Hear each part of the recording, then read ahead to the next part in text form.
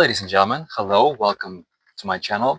So in this video, let's read on Assassination of John Fitzgerald Kennedy, which took place on 22nd November in 1963 in Dallas, Texas, Dealey Plaza.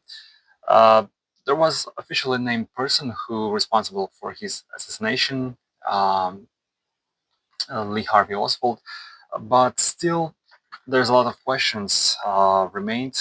So let's have a look all those things, the energies which surrounded that day and that whole situation.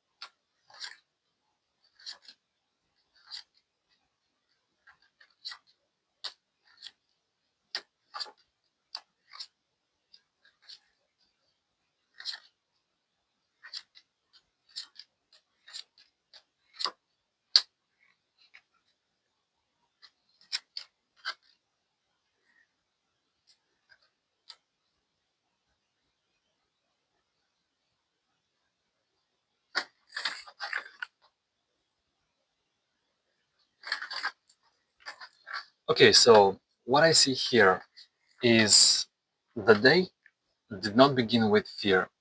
It began with relief, shared smiles, and the illusion that danger had already passed. But yet beneath the surface, endurance was wearing um, thin. Uh, what looked like celebration masked execution, and behind the public warmth stood a quiet sense of abandonment, a feeling that protection had quietly withdrawn. Uh, Speaking about this man who was officially named as responsible, he was already living long before the shots were fired, emotionally detached, guided by cold logic rather than passion. He moved with patience, as if waiting for something to ripen. His role feels more like ignition and more like timing. A figure which was positioned at the edge, but not in the center. Uh, Regret hangs heavily over his involvement. Whatever he lost bound him into a mental trap, a narrow corridor of limited choices, and yet paradoxically, uh, his name rose above the ruins, elevated not by triumph but by visibility. He became a story, whether he wanted or not.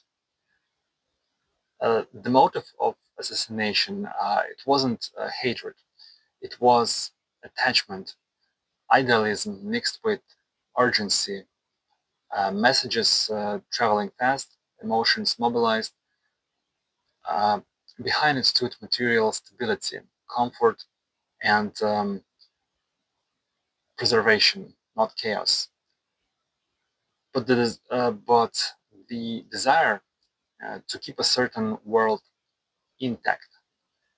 This was about protecting what already existed, not creating something new. Now, speaking about those people who truly fired, so those who fired were not reckless. They were observant, restrained, and deeply abandoned, um, embedded in tradition. Information was gathered quietly, resources were held tightly, and authority justified actions through established doctrine. This was not uh, rebellion, it was conservation. But uh, one presence stand out very clearly: a charismatic, confident figure, outwardly composed, internally decisive. Her energy is bold, commanding, and strategic. Around her lies devastation already accepted, an ending anticipated long before it arrived. She looks forward, not back, scanning horizons others cannot yet see. Wealth, legacy, and difficult choices surround the institutions involved.